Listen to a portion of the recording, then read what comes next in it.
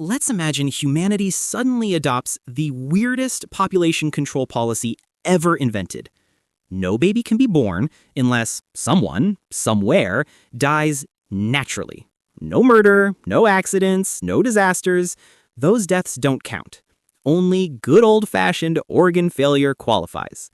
So, if grandma doesn't pass peacefully in her sleep, you're not having that baby. At first, things look fine. The world starts with about 8 billion people, and roughly 60 million die every year. Most of those are natural deaths, old age, illness, let's say about 90%. That gives us 54 million new birth permits per year. Great, still plenty of babies, right? Except people also die from accidents, war, and bad ideas. Around 10% of all deaths, or 6 million a year. And those deaths don't generate any birth credits. So every year, we're losing 6 million people permanently. That's like deleting the population of Denmark every month. And it gets worse. As the population shrinks, there are fewer old people to die naturally. Fewer natural deaths means fewer births. Fewer births means future old people. Congratulations, you've built a self-collapsing species. Mathematically, that's exponential decay, which sounds fancy but really just means slow doom. If you run the numbers, humanity would halve about every 1,000 years.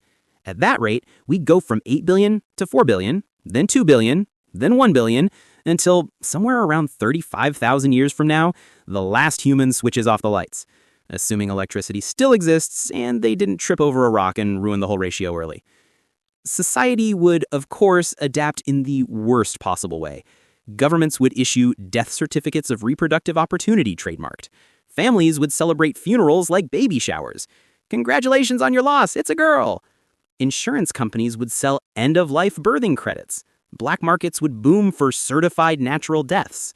Hospitals would track dying patients like stock markets. Respiration's dropping. Quick, start the paperwork before she recovers. The irony is brutal. Everyone would pray for long life, but also secretly hope a few people die this week so the economy doesn't stall. Over time, the population graph would look like a slow-motion heart monitor. Each century, one beat weaker. In the end, humanity wouldn't explode. It would fade. No asteroid, no apocalypse, no zombie plague. Just math. A polite, bureaucratic extinction. Death by policy, verified by spreadsheets. Because when every life requires a death, the real thing that dies is growth itself.